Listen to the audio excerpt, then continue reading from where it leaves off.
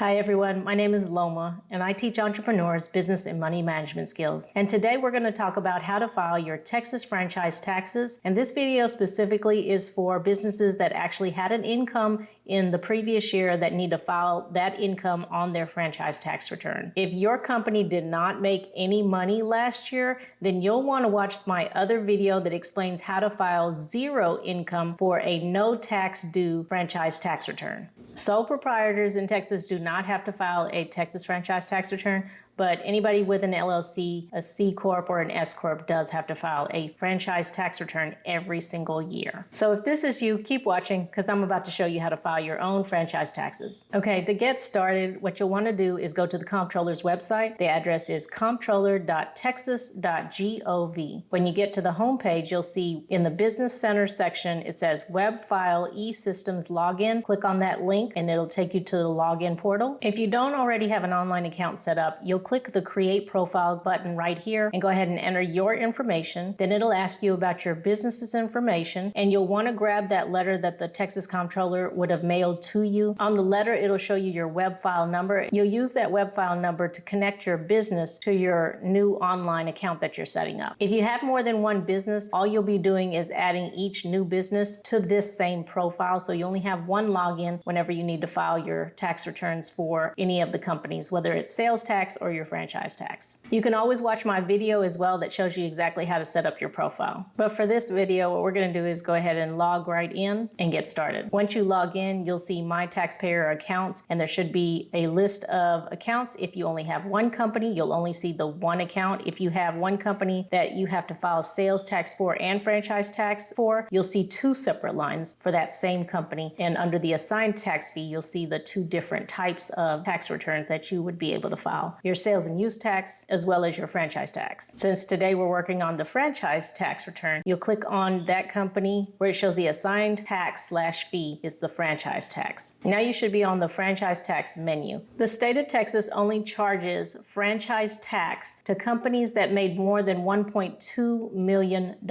But even though they don't charge the companies that make less than $1.2 million, they still require you to file exactly what you made. And even if you made zero, they would require that as well for you to file exactly how much money you made or didn't make and file that tax return so that they have the most up-to-date information about your company. And you have to file this Texas franchise tax return in order to be compliant with the state of Texas. If you fail to file this franchise tax return, even though you won't owe any money for the taxes, the state of Texas can revoke your permission to conduct business in Texas. So you definitely want to be in compliance. Make sure you file your annual return every year, no matter how much you made. When you start making more than $1.2 million, that's when you'll use the option for either file an easy computation report or the third option, which is file a long form report. But for today's example, we're going to focus in on the businesses that made less than $1.2 million and choose the first option, which is file a no tax due information report. Then click continue.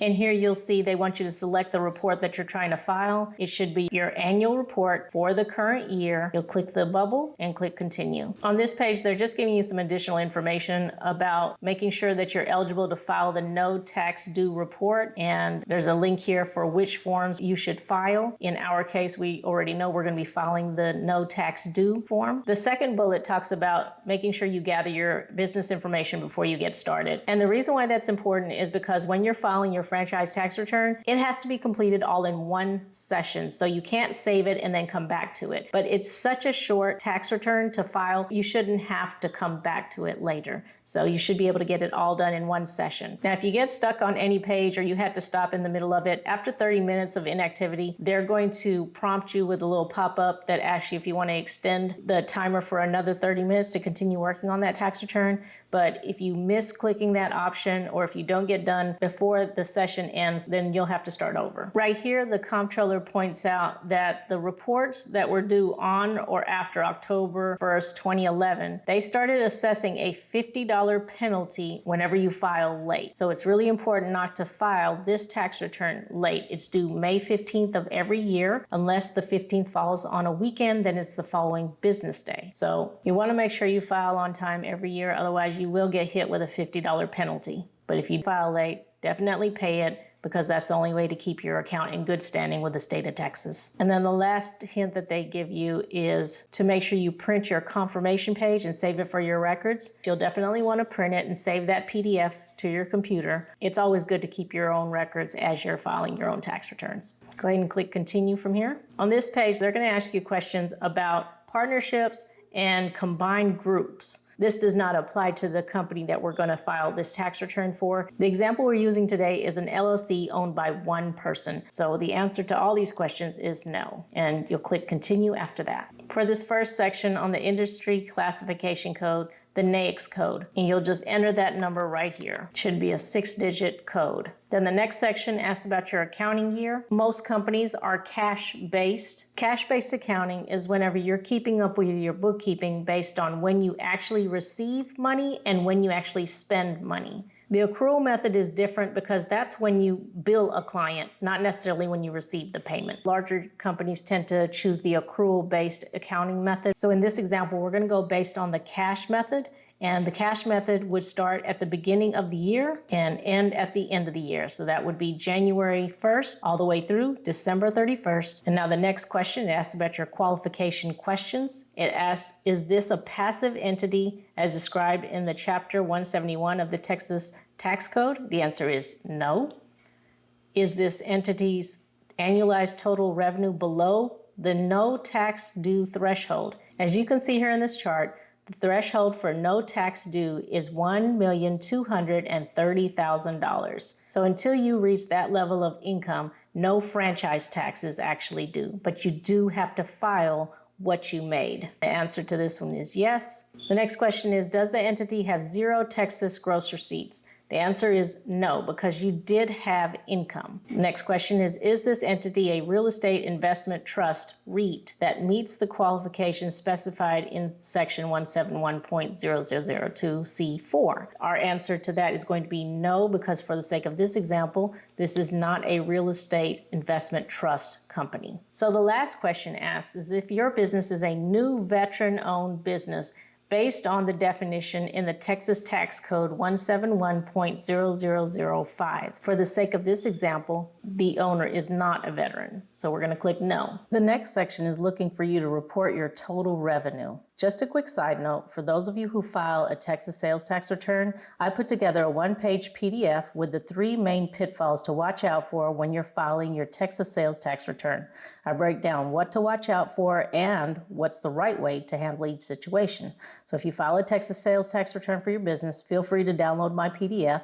You can click the link in the description or go to www.lomabam.com/salestax 3 pitfalls. Okay, so to figure out what amount to put in the total revenue box, we're going to look at the paper form for filing this no tax due report.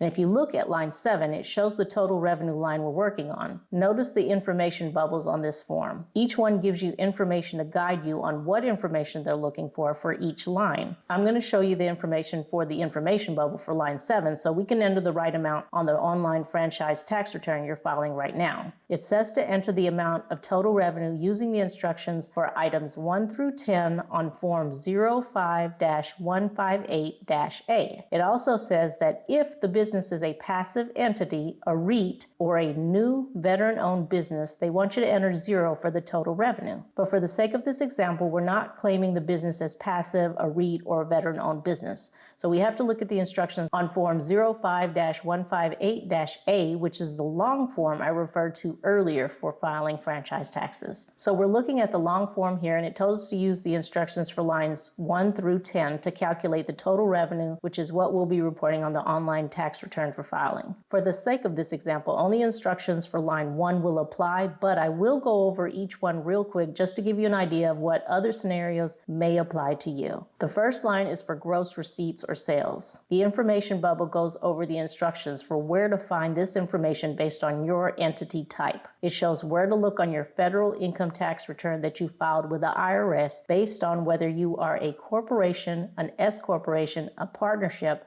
a trust, or a single-member LLC. And it even gives instructions if your business entity is something other than the ones we just listed. For our example, we would follow the instructions for the single-member LLC and only look at our 1040 tax return on Schedule C, line 3, to get the amount that we need to list for the total revenue on our franchise tax return. Here's what our Schedule C would look like. And you would enter the amount listed here on line 3 of your Schedule C as your total revenue. And you'll notice that this amount is going to be gross sales or income and does not deduct the expenses that you have, because franchise tax returns ask for your gross sales. That means before any expenses are deducted. And so when you think about whether you meet the no tax due threshold of $1.2 million, this would be based on the gross income before any tax deductions. If the income that you report on the Schedule C is the only income you receive, or if you don't receive dividends, interest income, rent, royalties, have capital gains or losses, or other income based on the instructions they have on this long form, then you can go ahead and go back to the online filing and enter the gross income that we got from line 3 on your Schedule C. If not, and you did receive any income listed on the long form listed on lines 2 through 7, you'll want to review the instructions that I'm about to show. We'll go over them real quick just so you have an idea of what they're looking for, just in case any of them did apply to you. Line 2 is about dividends. Again, you'll notice the instructions are broken down based on your entity type. If you skip down to the LLC instructions, you'll see that it says, to the extent dividends earned by the LLC, to enter the amount associated with dividends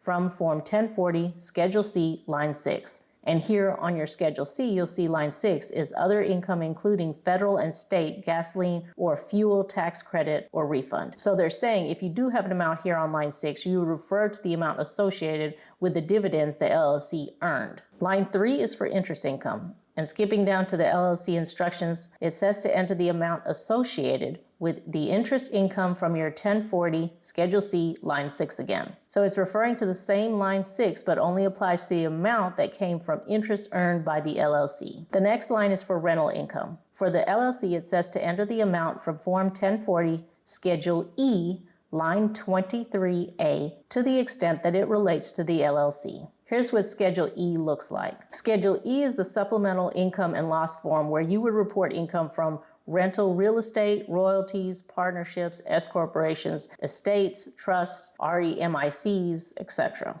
The long form instructions ask for the amount on line 23A, only to the extent that it's related to your LLC's income. The next line is about royalties income. The LLC's instructions say to enter the amount from Form 1040, Schedule E, line 23B, to the extent that it relates to the LLC. The next line is about capital gains and losses. The LLC instructions say to refer to your Form 1040 Schedule D to the extent that it relates to the LLC, and the amount from Form 4797, line 17, to the extent that it relates to the LLC.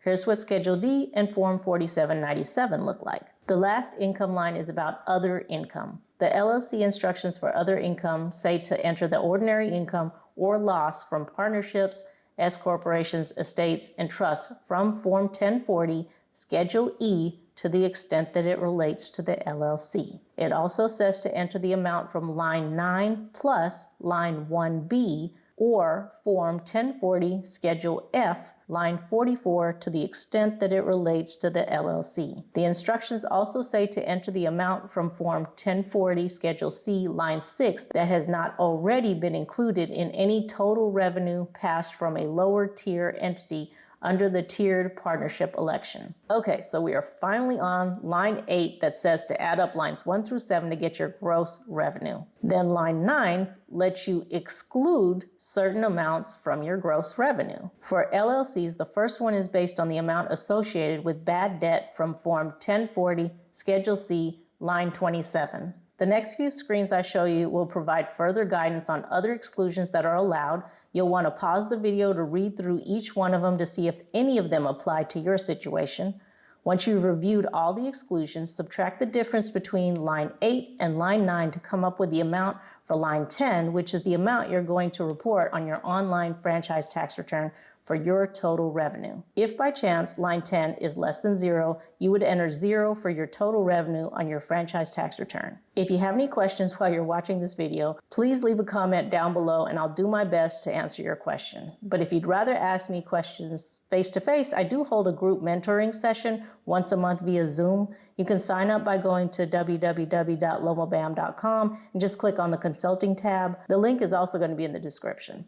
Okay, so once you've entered your total revenue, click continue. Then on this page, they want to confirm your current mailing address. If the address that they have on file is not correct, here's where you would go ahead and update that information. And once you update it here, they'll submit it to the state of Texas for you. And that way your public records report is updated with the correct mailing address based on what you have here on this page. Once everything looks good, click continue. On this page, this is the public information report. Everybody is required to keep all this information up to date. So you would want to review the information that's on this page specifically. Make sure that everything looks good. They want you to fill in the principal office. So the difference between principal office and principal place of business is principal office is where you might take care of your business as far as paperwork, finances, any of that. If you have a separate office from where you actually do your business, you'll list that office address here. And then in the second box where it says principal place of business, that's where you actually conduct business. So you'll want to put that address right there. And in the next section, this is where you have a list of your officers, directors, managers, members, or general partners. It should reflect what you originally filed when you filed with the state of Texas, or if you filed any changes or amendments, that information should also show right here. If everything looks correct, you can leave it the way that it is. If it does not look correct, you can correct anything in here. It allows you to put the name of the person. So the name of the person, the title, the address, whether or not they're a director, all of that is required. Optionally, you can also list if there was a term or when that position expires. But if there's no expiration to when that position expires for that person, you can leave that part blank. Once all of that looks good to you, you can move on to the next section. The owned entity does not apply because this business is owned by a person. Because this company is owned by a real person and not owned by another corporation or another entity, those two sections can stay blank. And this last section, they ask you who your registered agent is and what their address is. As long as everything looks correct, you can go ahead and click on the last checkbox and click continue. However, just know that if you do change this information because you've changed registered agents or your registered agent has a new address, if you correct it here, it does not transfer over to the state of Texas. So you would still have to go to the state of Texas website and file a change of registered agent form. You can do it all online, so it doesn't take very long to do it as well. It's pretty simple, but that is something that you'd have to take care of there on their website because this information for the registered agent section is not going to get transferred over there. So if you do changes here, just make sure you go and file it with the state of Texas as well separately using their specific form and paying their fee